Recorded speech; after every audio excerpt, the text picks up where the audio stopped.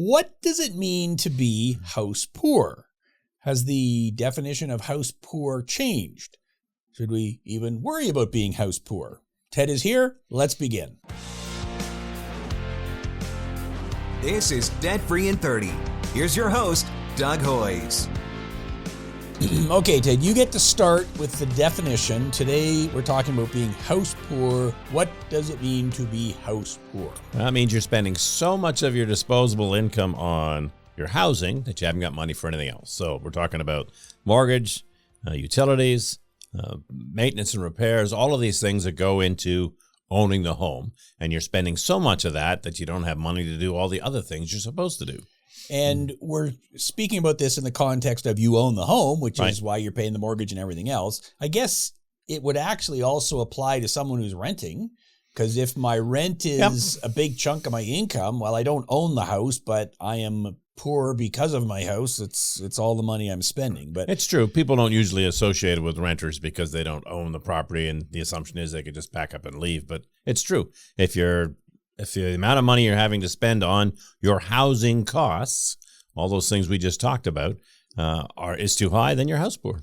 So you're saying house poor is I'm spending a disproportionate share of my income on my housing, and as Right. a result, I can't spend money on anything else.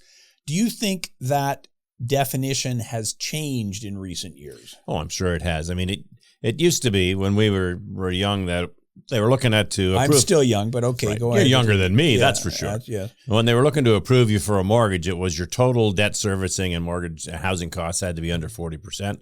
I think the specific mortgage portion was supposed to be 30%.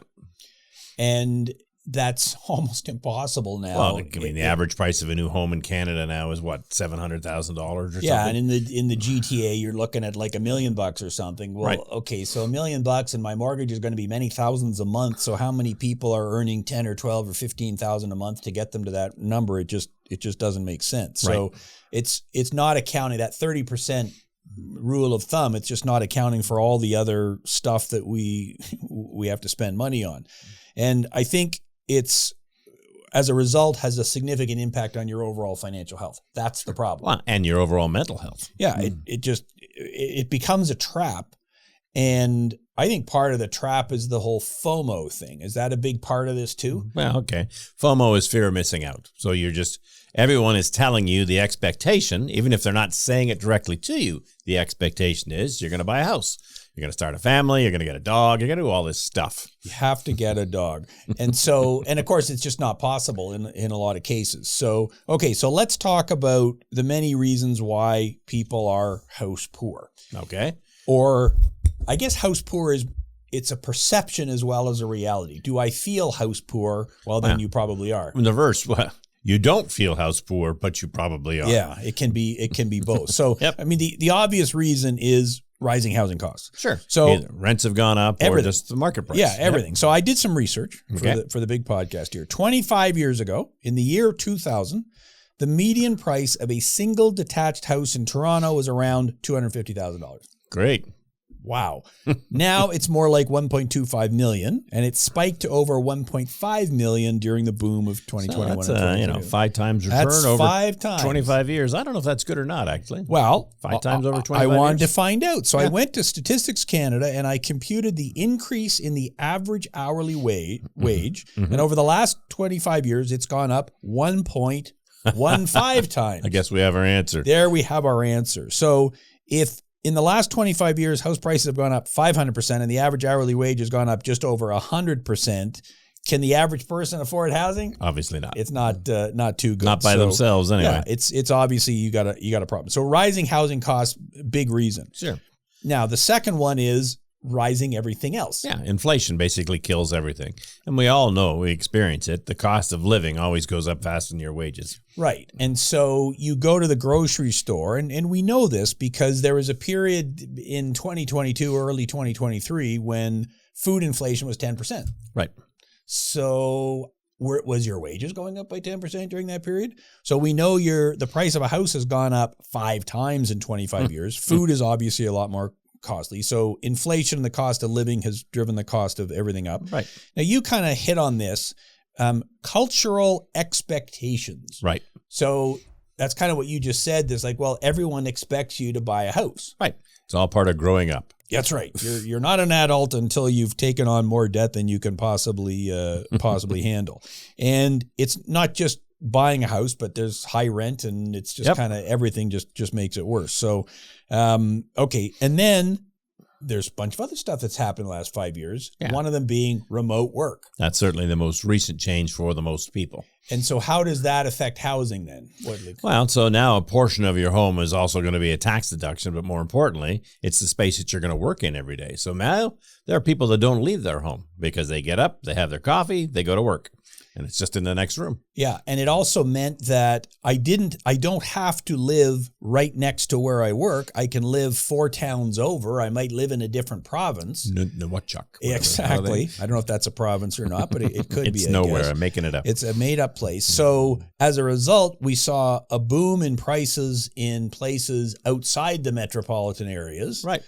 And of course, now the employers are saying, no, we need you back in the office. Back in the office. So it's like, okay, so I used to work, I work in downtown Toronto. I bought a house in Barrie. Mm-hmm. So what were you thinking? The prices in Barrie went way up, and now I got to be back in the office 4 days a week. I got a huge problem. Right. And that's kind of messed everything up.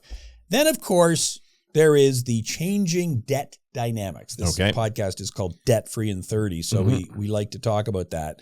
So we do our Joe Debtor study every year, and there's a whole bunch of kinds of debt people have. Right. You got student loans, you got credit cards, you got a bunch of everything else. If all of those other debts have gone up, that kind of means I got less money to be spending on the house and everything else. Well, and I'm going to flip this over to what we were starting with. Your house poor, one of the clear indicators is all of your other forms of debt are going up because you can't afford to make the payments you're required to make. Yeah, if I can't afford it, what do? I put it on my line of credit, I do everything else, and that just drives everything out. Now, one of the reasons we all started buying bigger and bigger, well, not you and me, I don't think you and I have bought a house in 10 or 20 years, but the reason is interest rates were really low. Right. And people got used to these historically. Well, in my perspective, they've always been historically, they were low for that 10-year period. You could get a mortgage for 1.5%, 2%. And now all of those people are renewing at what are really reasonable mortgage rates, which is, 4%. Well, and the first time I bought a house, the interest rate was 13.25%. So now, of course, that was back in the pre-Civil War days. So it was a long time ago. But so yeah, you combine all these things, and when interest rates are lower, that means we can afford more house. So that drives the prices up. And then when interest rates go up, now I'm spending more, and I'm kind of pooched. And presumably that's why an increasing number of people are saying, you know what, forget it. I'm out of the home ownership game. I'm just going to rent. Well, and are they making that decision, or that decision being forced upon them? They can't get into the game. Yeah. You really have no choice. Yeah, I think you're right. It is forced on you. So, okay. So is it ever acceptable then to be house poor? Well, for the longest time, real estate was going up at ridiculous rates. And so, the rule of thumb when we were young was you buy as much house as you could possibly afford. You stretch yourself to make that because your salary is going to increase over the next few years. The house value is going to go up. It's just you'll get used to making that payment, and you'll adjust, and things will be better. Yeah, and if house prices are going up 20% a year, then I can't really make a mistake. Right. So, okay, even if you have to pay 5, 6, 7% on the mortgage, if it's going up 20%, that sounds like a win to me. Right. And if I lose my job and the world ends, well, I sell the house at way more than I paid for it. And I get a profit. So like there was no downside to over leveraging as much as you possibly could. So obviously investment going up. And then the other argument, and I'm sure you've heard this your entire life, if you're paying rent, you're paying somebody else's mortgage. Yeah, somebody else is building value, equity in the property. You're not. And we'll talk about why that may make sense or it may not. Mm-hmm. Then, of course, there's the whole, you mentioned you get a dog. That's right. Okay, well, I can't take a dog to an apartment that doesn't allow dogs. Right.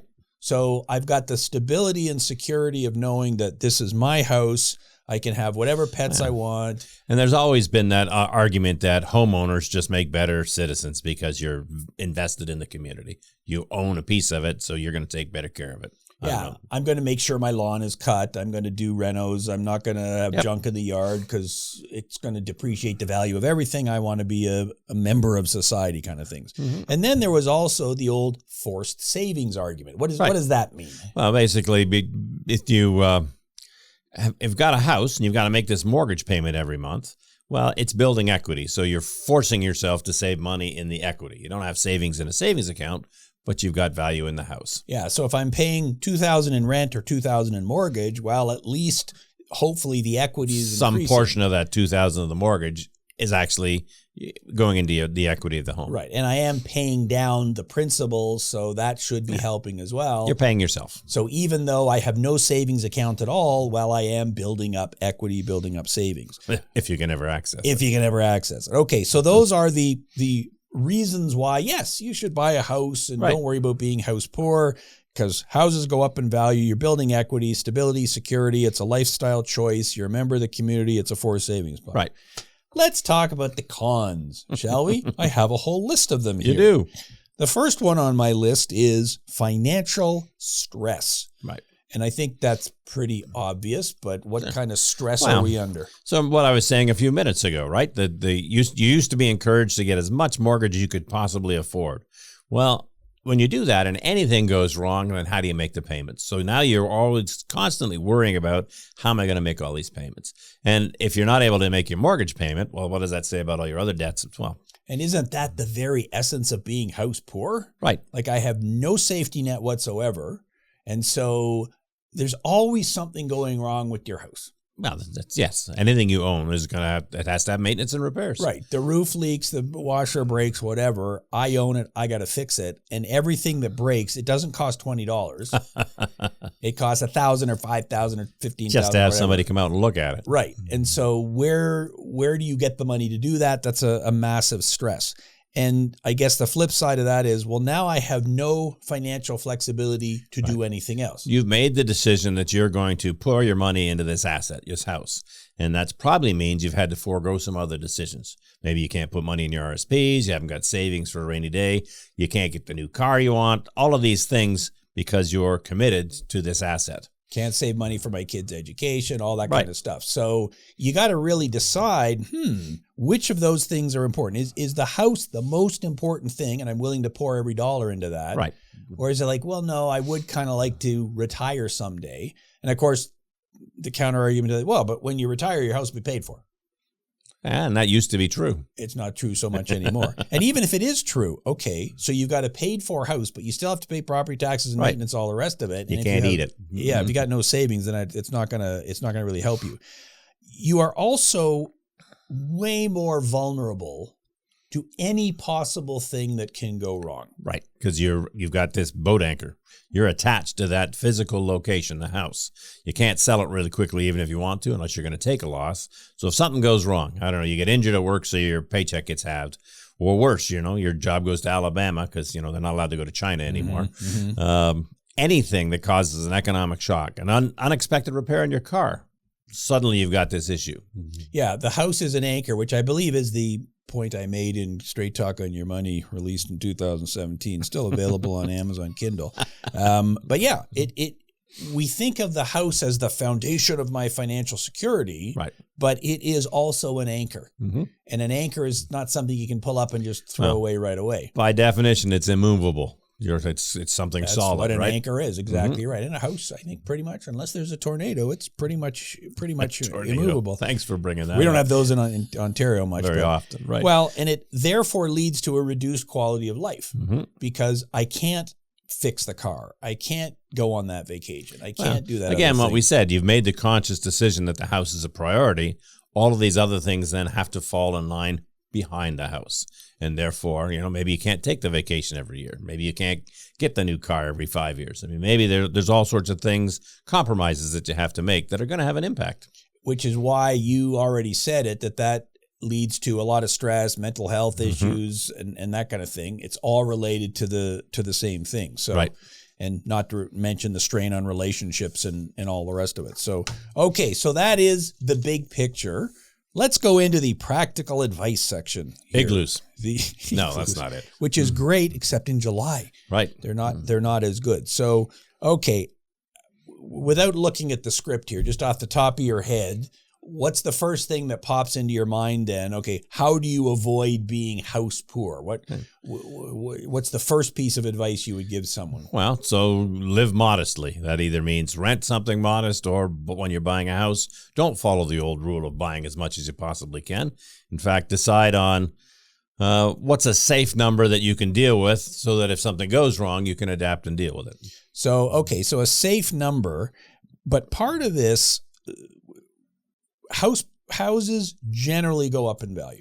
That's the general rule. Over the last 50 years, it's true. There are certainly 1 or 2 or maybe even 5-year periods where that wasn't true. Periods of adjustment. Yeah, I mean, certainly from 1989 to 1995, they went down. Certainly from 2022 to 23, 24, 25, and a little weak.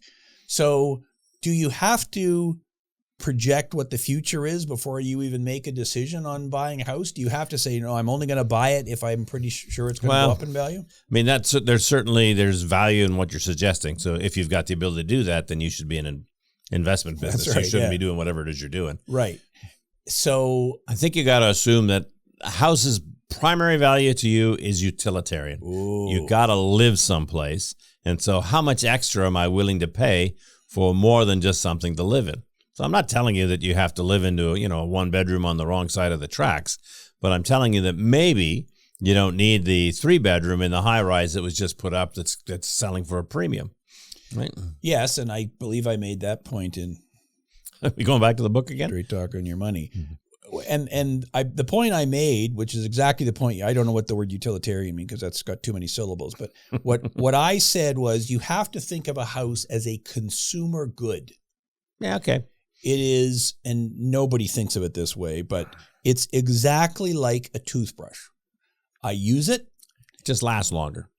Well, it does, but it still has a limited life. Right. Because everything in the house has to be replaced at some point. The roof, the carpet, the floors, you got to redo the kitchen, the dog. Exactly. When the dog causes. That's a lot more than people think. Anyway. That's right. And so you might think, well, okay, I'm not going to have to replace the electrical wires. Okay, I guess if you had you might if you hold it long enough. But the huge amount of that house will get replaced over a long enough period of time. Mm-hmm. And so if you think of it as a consumer good, okay, I'm going to buy it, but eventually I got to replace it. That gives you a totally different perspective than, this is something that will go up in value forever. And that's the same argument being used for cars, but we're not doing a show about cars today. Yeah. Cars are more obvious because other than me, nobody's driving a car that's, more than 10 years old. Right. Very few people are driving a car that's 50 years old. Mm-hmm. I think you probably own I have one or a couple two of them, but you're not driving them every day. Whereas there are lots of people who live in a house that's 50 years old. Right. Goes, look, this house was built 100 years ago. I'm still living in it. Yep. Yeah, but that house has been completely rebuilt. So you have to think of it as a consumer good. It's something I live in and I replace it as opposed to an investment that's going to be there forever. Mm-hmm. And I think when you think about it that way, that totally changes your mindset. Perspective, anyway. Perspective, yeah. The other, my one answer to that question would be, you're the boss. Mm-hmm. And I think that's a good advice for pretty much every area of life. You're the only person who cares about you. Exactly.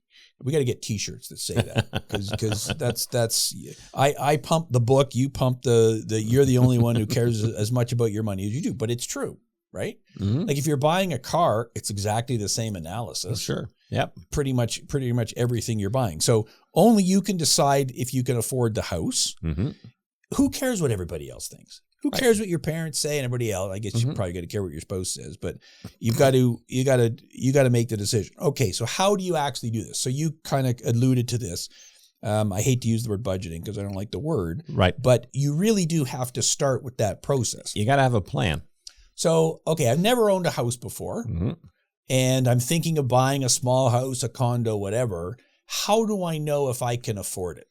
Well, so it's pretty easy to go online now and do what-if questions for mortgage calculators. And so I would suggest you start by, what do I think I can afford as a payment? So you don't like the word budget, so put together a financial plan that says this is how much is coming in. This is currently what I'm spending on rent or whatever my housing costs are. This is how much I think I can realistically or comfortably afford. And then work backwards. Well, so if you can afford $3,500 a month, that'll tell you how much mortgage payment you can make. But the mortgage payment is one element of this. That's right. So, okay, I can go online, and if I buy $1 million house, if I have a 20% down payment, if I got this interest rate, that's what my mortgage payment is. Yep. But how do I know about all the other costs? How do I know what hydro and gas and repairs and maintenance and all that other stuff? And those are all, so it means it's more homework that you got to do. Because probably if you're renting, at least an apartment, you're not getting billed for all those supplementary things, right? That's usually inclusive. And so whenever you look at a real estate listing, the agent should be able to tell you, well, this is the average utility costs. I mean, it's required in the U.S. I don't think it is here in Canada. No, and I guess if I was thinking of buying a house in whatever the area is, I guess do I know anyone who lives around there? Do I know anybody else who owns a house? Can I call the hydro company and ask them? Like, you don't want to think, well, I guess hydro's $100 a month, and then you find out it's not. No, it's actually $500 a month because this is all baseboard heaters or whatever. Right. It's all those. So those costs, you can take a shot at them, but how do you figure out repairs and maintenance? And all you can do is guesstimate on the age of the house. And so it's, okay, the house is 40 years old. It should have had a new roof by now. If it hasn't, you know you're going to need one. It should have had appliances probably twice. Well, how long ago were they? You know you're going to need them. The furnace? Yep. The air conditioning? Anything that's a big ticket item. Yeah, and so, again, you got to dig deep, and I don't know if your parents own a house, okay, how much does your furnace cost? Because it's not like a furnace costs $1,000. That's true. There are many more thousands than that. Many more. And you're right. If the furnace has been there for 20 years, okay, well, you're probably not getting another 20 years out of it. Right. And when you add up all those potential things, that pretty much tells you when you buy the house, you better have a big pot of money sitting there. Right. Because one of the most common mistakes we see in our business is people buy a house and they don't have money set aside for all these upgrades and repairs in the first year. And so their unsecured debt just goes to the roof. Everything goes on a credit card or a line of credit. I had to do it. I had to do it for the house. Well, then a year from now, you're, oh my God, I've got all this debt. And in fact, we know that for a fact because in our Joe Debtor study, the average unsecured debt for a renter is around $50,000, $60,000. And for a homeowner, it's like double. Right. It's around $100,000. Because they had to put the money in the house. And now they have the ability to borrow because, hey, you own a house, the bank, here you go. Here's a credit card. Here's a line of credit. But it gets you into a lot more trouble. So I'm a big believer in a stress test, which means, okay, well, let's pretend the mortgage rates, and the government kind of already does this, but I'm saying you design your own. Let's pretend when my mortgage comes up for renewal, it's 2 points higher. Right. Let's pretend the furnace breaks. Let's pretend this. Let's pretend that. Can I weather the storm? And if you can't, then you shouldn't be getting in the market yet. Probably shouldn't be getting into the market. Okay, so have a realistic budget, a plan, whatever you want to call it. The next obvious one, which is easy for me to say and hard to do, is have a bigger down payment. Right. You know, one of the best ways to do this is, so in step one, we figured out how much we think we realistically can afford. Probably that's a number that's bigger than what we're paying for rent right now. All right, so every month for the next 6 months or a year, you set aside, you put that extra money that you've budgeted for aside to go to your down payment. That way you're demonstrating, well, wait, I can actually make the payment every month. Yeah, so if my rent is $2,500 and my housing costs are going to be $3,000 when I buy my own house, let's just start putting an extra $500 away every month. And it's more likely if your rent's $2,500, your mortgage is going to be $3,500 to $4,000, but yeah, because it's not just the mortgage; it's all everything those, else, all those other things. So obviously, a larger down payment means your mortgage is lower. Right, that's kind of what it means.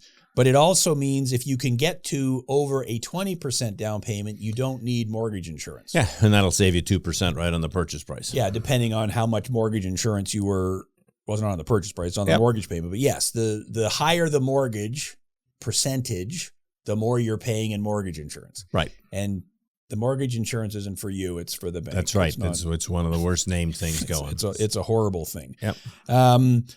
Getting pre-approved before you start putting in offers on a home, that's probably a good idea. I mean, that's important so that you actually know you're shopping in the neighborhood you should be shopping in.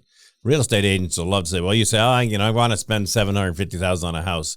And so they'll show you one at $750,000 that they know you're not going to like. And then, you know what? If we just bump that to $800,000 or $850,000, Look at how much nicer they are. Yeah, and the $1 million house is even better than that. Woo-hoo! And so then it's kind of hard to get the 750. Right. So you got to be very strict with the real estate agent that, no, show me the 650 and the 750. I don't know if there even is a 750 anymore, but I don't know. Depends on where you live. And then obviously shopping around for the best mortgage rates. Yep. I guess you're hitting on the point about being realistic about what you must have versus what is nice to have. Right. It may be that, well, I've got 3 kids, so a 1-bedroom apartment is not going to cut it. Mm-hmm. But do I need 3,000 square feet or do I need 2,000 square feet? Well, and are you moving to some place you're going to stay in for the rest of your life, or is this going to be a transition? So if this is you hear it all the time, is it a starter home that's getting you into the market and used to this whole thing? But 5 years from now, you're going to move to something larger because you're going to have another kid or 2 by then, and things have changed. Yeah, I think considering future life changes is huge because it's not just having another kid. It's what if I want to move to another province and get a job there? Right. What if my work constantly shifts me around? What if I need to be in a different school district? What if? Well, I know one that the people don't think about. What if one of your parents has to come back and live in your house because they need more care? Mm-hmm. All that sort of stuff. So yeah. So what are the things that could change over the next 5 to 10 years, and how does that then impact what I'm buying today? Yep. I'm a big believer in not being afraid to rent. Right. But you've always been on record as saying buying a house is not necessarily a good thing at all. Yeah, it's in a rising market. It's fantastic if you can afford it. Mm-hmm. But if your house price went up by $50,000 but you also have an extra $50,000 of unsecured debt, which you're paying 20% interest on, you're no further ahead. Mm-hmm. So renting for an extra 6 months, an extra year, an extra 2 years, if you can take the differential and tuck it away, then I think you're better off. Right. If you can't, well, maybe not so much. Okay, so let's talk about the final issue, which is, this is all great advice, but unfortunately, I bought my house at the peak and I got a big mortgage and I'm already house poor. What do I do? Well, so if you're house poor and you're also carrying a bunch of other debt because of that, maybe it's time to seek some professional advice. Yeah, and what we will say is, okay, the starting point is, can you balance your budget? Mm-hmm. Or improve your budget, and we know there's only 2 ways to do that. Yeah, increased income, cut your expenses, or combination thereof. Yep. So and neither one of those things are easy to snap your fingers and do. Correct. Because I've got a job, I'm on salary, I can't really double my income. Well, and you've already committed to all the expenses that you have. I mean, maybe you could stop going to Timmy's every day, and that might save you $20 or $30 a week, but that ain't going to make you not house poor. And that's why in the podcast, the mugs have nothing in them. I think it's because you spilled a few weeks ago. Well, I did. Once I spilled, we took the water away from you. We had to stop using real ones. So, and you're right. The biggest expense you've got is your mortgage. Right. And if it's a 5-year mortgage, it's kind of hard to do anything about it next month. Yep. So you really are kind of stuck in. So obviously the obvious things, can you refinance your mortgage? Can you rent out the basement? Maybe that, big purchase I was going to do, I'll delay that. Mm-hmm. Downsizing, that's a good idea, but is that even feasible? And may not be able to do it in a timely enough manner. And when I downsize, I sell this house, so I'm paying real estate commissions, and then the other house and penalty to this and whatever, moving costs. And the expense of moving and everything else, that's right. And that may end up costing me $5,000 or $10,000 or $15,000 or $20,000, which kind of wipes out all the savings that I've done. So obviously our advice, and this is what you're alluding to, is maybe in the short term, you can't do anything about your housing costs. Right. Can you do anything about your unsecured debt? Right. Which is everything other than your mortgage. Because most of the people that are feeling house poor also have all these other debt issues as well. And the one follows the other. You're house poor because you bought as much house as you could possibly afford, or maybe more than you could afford. And then because of that, you started to incur all this unsecured debt to kind of go along with the house. And now you've got the worst of both worlds. Which is why a number of people we're talking to now, it's like, well, okay, I've got $20,000 or $30,000 worth of equity in my house, but I've got $50,000 or $60,000 worth of credit cards, bank loans, income taxes, whatever. Right. And so for that person, we say, okay, well, let's do a consumer proposal to deal with the unsecured debt. You can keep your house so long as you can continue to afford it, kind of get the best of both worlds. That's not the solution for everybody. Mm-hmm. It's not even the solution for most people, which is why your point is you got to get professional advice to find out exactly how to do it. So there you go. House poor. This is a topic we will be discussing many more times. Wow, it's becoming more and more relevant. Yeah, because house prices are not going up and everything else is. That's so right. it's becoming a problem. So if you're having issues with that, you can go to our website, hoys.com. We got a bunch of stuff there. We got a bunch of credit rebuilding resources. We've got a free course. We got, a bunch of questions, blog posts, videos, whatever. That's something to check out so you can find out what other options are available to you. That is our show on being house poor. Thanks for watching. Please link and subscribe. Not like, subscribe, notification, the whole bit. Do all the stuff. Do all the stuff. You guys know what to do. Let's get the algorithm working in our favor so that more people can find out about us. That is our show for today. Thanks for watching and listening. Until next week, I'm Doug Hoys. That was Debt Free in 30.